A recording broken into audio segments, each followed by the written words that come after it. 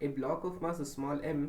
Resting from starting from rest के माने ये है कि उसका इनिशियल वेलोसिटी जीरो, ये जो स्मॉल एम वाला ब्लॉक है ये इनिशियल वेलोसिटी जीरो से स्टार्ट कर रहा है, slides down a smooth incline plane of gradient theta, ये थीटा ग्रेडियंट वाले इंक्लाइन प्लेन के साथ नीचे की तरफ स्लाइड करता हुआ आ रहा है,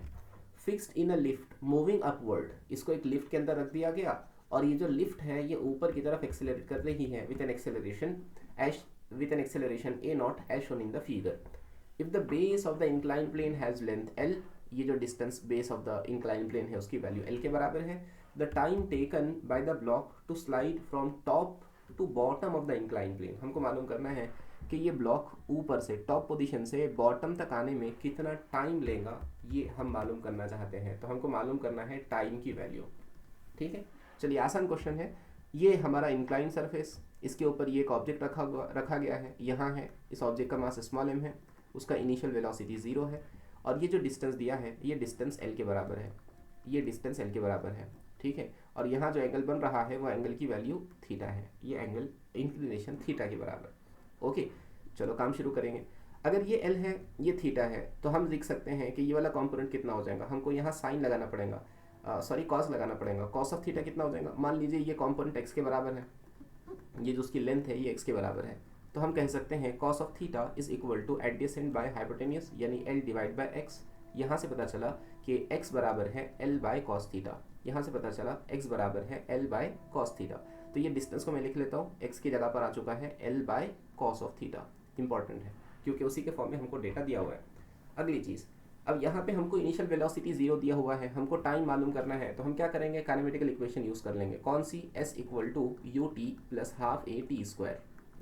ठीक है, इसमें s की वैल्यू कितनी है, s की वैल्यू है l बाय कॉस थीटा, उसने मेंशन कर दिया है कि उसका इनिशियल वेलोसिटी जीरो है, मतलब जहाँ से वो स्टार्ट किया वहाँ पे वो रेस्ट में था, देखो यहाँ लिखा हुआ है स्टार्टिंग फ्रॉम रेस्ट लिखा हुआ है, इसलिए हम यहाँ पे जीरो लिख देंगे, प्लस हाफ एक्सेलरेशन हम लोगों को मालूम करना है। अगर ये स्मॉल m होता और इसी तरह का इंक्लाइन सरफेस होता, लिफ्ट में नहीं होता, तो नीचे की तरफ फोर्स लगता है mg,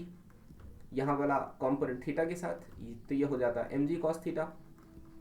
और इस तरफ वाला कॉम्पोनेंट हो जाता mg साइन थीटा। राइट, इतना बन जाता पहले केस में अगर ये लिफ्ट में नहीं रखा गया होता तब, लेकिन इसको लिफ्ट में रख दिया है, उस वजह से लिफ्ट ऊपर की तरफ एक्सेलरेट कर रही है, इस ऑब्जेक्ट पर नीचे की तरफ एक इफेक्ट लगेगा जिसको हम सूडो इफेक्ट कह सकते हैं, उस वजह से एक्सेलरेशन की वैल्यू में थोड़े से चेंजेस आने वाले हैं, यानी एक्सेलरेशन पता चल गया तो हमारा पूरा काम ही हो गया, इसलिए पहले हम एक्सेलरेशन मालूम करने की कोशिश करेंगे। अब मैं सिर्फ इस स्मॉल एम पर लगने वाले फोर्सेस को बना रहा हूँ, ये स्मॉल एम पर लगने वाली फोर्स अभी जैसे हमने डिस्कस कर लिया, ये नीचे की तरफ लग रहा है एम जी, यहाँ पे बनने वाला एंगल जैसे उसने दे रखा है थीटा है, और ये जो कंपोनेंट बन रहा है जिसकी वजह से ये नीचे की तरफ आएगा, that component is M G sine theta,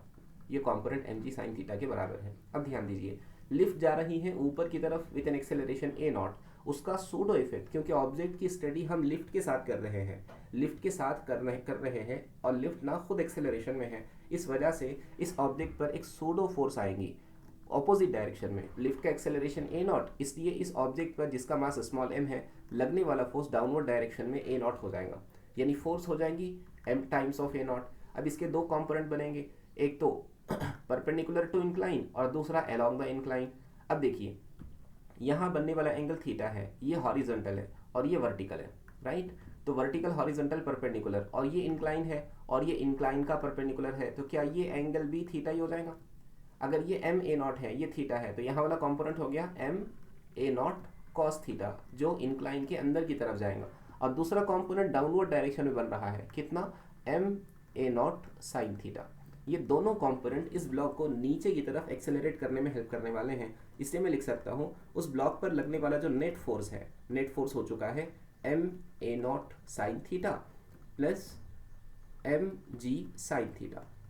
correct, ये दोनों की वैल्यू यहाँ पर ऐड हो चुकी है। ठीक है जी, ये दोनों वैल्यूज हमारे पास आ चुके हैं। अब क्या किया जाए, अब हमको ये करना है कि हम नेट फोर्स के बजाय नेट एक्सेलरेशन मालूम करना चाहते हैं, तो नेट फोर्स को लिख लेंगे m टाइम्स ऑफ a, यहाँ a के माने नेट एक्सेलरेशन है, is equal to M A not sine theta plus M G sine theta. ठीक है ना, एम जी साइन थीटा, कुछ कैंसिल होगा, ये m और ये m यहाँ से निकल कर कैंसिल हुआ, यानी नेट एक्सेलरेशन में साइन थीटा कॉमन निकल गया, साइन थीटा कॉमन निकलने के बाद वैल्यू बची है ए नॉट प्लस जी या जी प्लस ए नॉट। अब ये जो काइनेमेटिकल इक्वेशन हम पहले लिखे थे उसको मैं दोबारा लिखता हूँ, क्या थी kinematical equation, S is equal to U T plus half A T square. हमको ना टाइम मालूम करना है और एस की वैल्यू हम लोग पहले ही कैलकुलेट कर चुके हैं। एस यानी डिस्प्लेसमेंट, जिसको हमने एक्स कहा है, वो कितना है, L by cos theta, L by cos theta. Initial velocity उसने कहा है 0 है, हाफ। एक्सेलरेशन कितना आया, एक्सेलरेशन की वैल्यू अभी कैलकुलेट की है और वो आ चुकी है sine theta under the bracket of A not plus G, sine theta under the bracket A not plus G, और साथ में कौन है, टी स्क्वायर। हम लोगों को यही टी स्क्वायर मालूम करना है, तो टी को एक तरफ रखो, बाकी पूरे टर्म्स को दूसरी तरफ लेकर चले जाओ। तो इक्वेशन बनी 2l अपॉन यहाँ क्या है, sine theta into cos theta,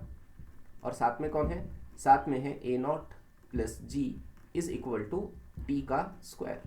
अब ध्यान दीजिए, यहाँ की इक्वेशन में नीचे साइन थीटा कॉस थीटा आ चुका है। अगर हम इसको, जैसे ऑप्शंस में है हर जगह sign to theta, sign to theta, sign to theta कई जगह है, इसलिए हम इसको साइन टू थीटा में कन्वर्ट करना चाहें तो क्या करना पड़ेगा, 2 से मल्टीप्लाई करेंगे और 2 से डिवाइड करेंगे, और ये 2 साइन थीटा कॉस थीटा मिलकर क्या हो जाएगा, साइन टू थीटा हो जाएगा। इसलिए टी स्क्वायर विल बिकम कितना, 2 इंटू 2l, कितना हुआ 4l, और नीचे क्या हुआ, 2 साइन थीटा कॉस थीटा मिलकर हो चुका है साइन 2 थीटा, और ब्रैकेट के अंदर कौन है, ए नॉट प्लस जी। यहाँ से हमको t की वैल्यू मिल चुकी है, t is equal to under root, T square की वैल्यू आई थी, यहाँ से t की वैल्यू निकाल लेंगे, 4l upon sine 2 theta under the bracket of A not plus G. यही हमारा आंसर होना चाहिए, 4l upon sine 2 theta A not plus G. Option B लग रहा है, option B will be correct. Power 1/2 के फॉर्म में दिया, 4l upon sine 2 theta A not plus G, option B will be correct.